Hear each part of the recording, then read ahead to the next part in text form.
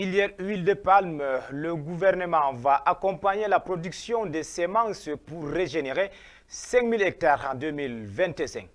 L'objectif est de réduire significativement le déficit annuel d'huile de palme estimé à plus de 500 000 tonnes. Voilà pour le titre de cette édition d'informations sur CamNews 24, mesdames, messieurs.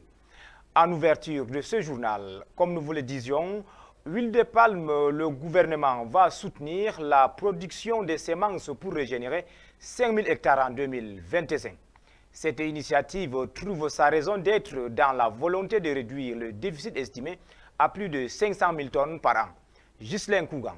Le décor est bien planté et les couleurs annoncées pour 2025 au Cameroun. L'engagement du gouvernement dans la transformation industrielle du pays se veut irréversible. Dans le secteur de l'huile de palme, par exemple, il est prévu le soutien aux opérateurs de cette filière dans la production de graines de noix germées. Cet accompagnement permettra, de l'avis du Premier ministre, de régénérer 5000 hectares de plantations d'huile de palme au Cameroun, soit 3500 hectares de plantations villageoises et 1500 hectares de plantations industrielles.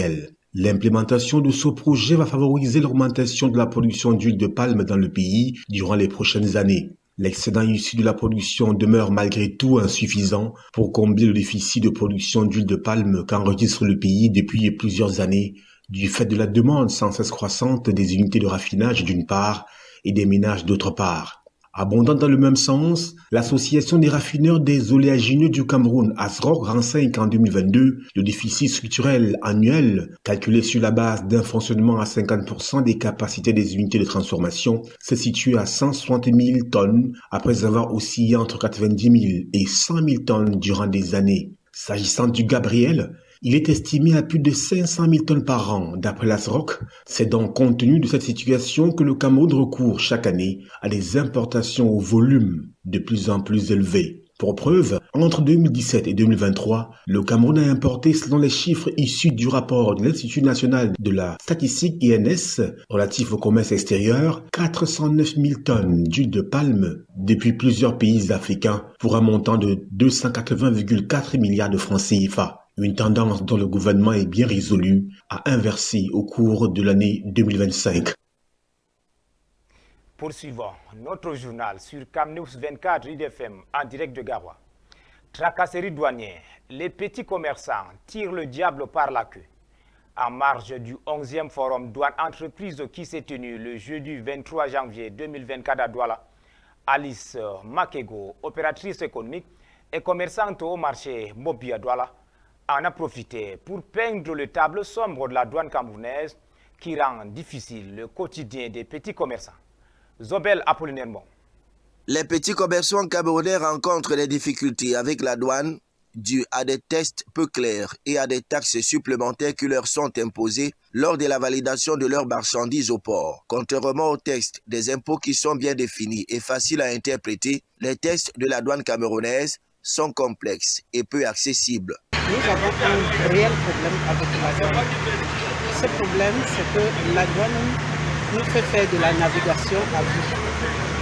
Contrairement aux textes des impôts qui sont connus et que tout le monde, on peut prendre un expert avéré pour qu'il nous explique ces textes-là et qu'au cas où nous en faisons à la loi, ils peuvent nous dire à quoi nous nous exposons comme sanction. Ce n'est pas le cas pour la douane. Les textes de la douane sont toujours une nébuleuse. Commerçante au marché Mbopi de Douala, Alice Maguedjo relève que les tracasseries douanières ont entraîné la perte de la position des leaders du marché dans la sous-région Afrique centrale. Les taxes et les frais douaniers excessifs, ainsi que les procédures complexes et les retards dans les opérations douanières ne permettent pas aux commerçants de maintenir la compétitivité. Ça, on était le plus grand marché de la sous-région, c'est parce que nous, des douaniers et les pays périphériques venaient prendre chez nous pour aller. Mais maintenant que notre douane est devenue la plus chère de la sous-région, nous sommes tentés de rentrer chez eux, prendre, même pour passer par la contrebande, pour venir sur le marché camerounais. Comme on dit, trop d'impôts tue l'impôt. Trop de douane tue la douane. Parce qu'ils ont dit qu'il y a des capitaux qui s'évadent et qui se retrouvent à l'étranger. Cette situation entraîne des conséquences négatives, notamment la fuite des capitaux vers l'extérieur car ces petits commerçants sont obligés d'aller se ravitailler vers les pays voisins. De plus, les accords de partenariat économique favorisent les grandes surfaces, ce qui aggrave davantage la situation des petits commerçants. Il y a des capitaux qui s'évadent et qui se retrouvent à l'étranger, on ne sait pas par quelle alchimie. C'est parce que nous faisons un métier de subsistance et on n'y pourra rien. Si nos conditions sont draconiennes, on va toujours avoir le méninge tourné pour pouvoir savoir comment faire pour continuer à subsister. On a parlé du protectionnisme, mais j'aimerais savoir à quel niveau il y a du protectionnisme au Cameroun. Nous, on a l'impression que les Asiatiques sont plus favorisés que nous. Puis les Chinois, il y a des choses où les Chinois sont carrément exonérés des droits de douane et nous pas. Où est le protectionnisme dans ce cas-là? Ça veut dire qu'on tire le plus petit tissu économique de notre pays, qui est l'amortisseur social. Parce que quand bien même vous allez monter jusqu'où et que vous redescendez, vous allez tomber dans la base qui est nous. Il est important de noter que les taxes communales au Cameroun sont régies par des textes spécifiques tels que ceux relatifs aux taxes forfaitaires des petits commerçants et artisans et aux taxes sur les locaux loués. Cependant, il semble que les tests de la douane camerounaise nécessitent une clarification et une simplification pour éviter les tracasseries douanières et favoriser le développement des petits commerçants. Parlons à présent de l'insécurité.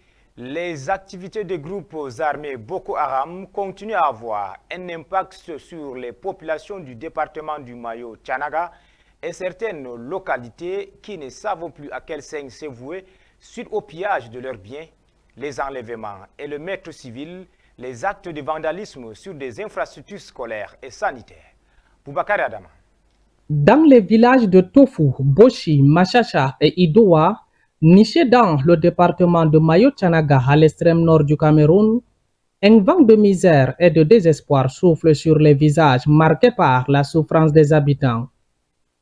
Victimes des atrocités perpétrées par la secte Boko Haram, ces villageois portent sur leur tête les derniers vestiges d'un patrimoine anéanti. Se retrouvant sans domicile fixe et espérant avoir laissé derrière eux l'ombre menaçante du danger.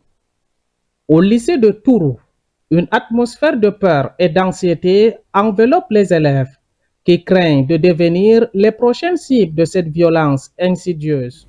Nous n'arrivons pas à dormir ni à étudier puisqu'ils arrivent ici aux environs 19h.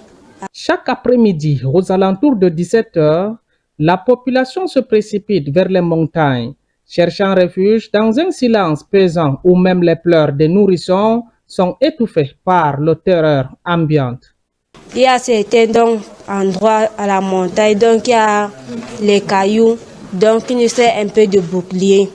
On installe la natte et on n'a pas le droit d'allumer la torche. Puisque quand on allume, ça veut dire qu'on est en train d'avertir que nous sommes à tel endroit. Une situation qui transforme ces villageois en véritables cités fantômes où l'espoir semble s'éteindre peu à peu. Face à ce tableau alarmant et à cette crise humanitaire criante, l'appel à une intervention immédiate des autorités administratives devient pressant. Les voix éteintes des habitants de Mayo-Tchanaga méritent d'être entendues. Il est impératif que des mesures concrètes soient prises pour restaurer la paix et la sécurité dans ces villages. En sport, moisson pleine pour les deux représentants du Nord dimanche à Garoua devant leur public. Grâce à leur victoire respectivement face à Victoria United et Bamboutus FC de Mouda, Gazelle FA et Coton Sport de Garoua se positionnent au classement au terme de la 9e journée partielle disputée dimanche. Les enseignements de cette 9e étape, c'est avec Ali Jida et Michel Ateba. Pour la première fois depuis le début de la saison sportive, deux clubs de la région du Nord rentrent dans le top 4 du classement en Elite One. En effet, grâce à sa brillante prestation dimanche contre Victoria United, 3-1, les Sky Blues de Garoua s'emparent de la première place du classement avec 20 points. Les poulains du coach Alioum Kada ont ramené sur terre au Popo, arrivé en avion à Garoua. Un début de saison presque plein pour Gazelle FA qui a enregistré le week-end dernier sa 6e victoire pour un total de 9 rencontres. De son côté, Coton Sport de Garoua, désormais 4e avec 16 points, fait son entrée dans le top 4. Grâce à sa large victoire, 4-1 face à Bamoutos de Mbouda, les cotonniers retrouvent leur meilleur niveau et caressent même le rêve d'être sacré champion honorifique à la phase aller. Le tableau est complété par la colonne de Djaï Lobor, 2e 20 points malgré sa première défaite de la saison dimanche, 0 but contre 1 face au Canon sportif de Yaoundé, désormais 3e avec 16 points. Au bas de ce tableau, PWD de Bamenda, Aigle de Nkonsamba, 9 points tous deux malgré la première victoire de Aigle, 2-0 face à Fauve Azur de Yaoundé. L'Union sportive de Douala, 8 points, battue par la Panthère sportive du Ndé. Bamoutos de Bouddha, 7 points. Et enfin, Young Sport Academy de Bamenda qui a enregistré sa première victoire de la saison, 5 points. Voilà, mesdames, messieurs, c'est la fin de cette édition d'information de la mi-journée sur Camnews 24 IDFM en direct de Garoua. Rendez-vous soir pour le 20h.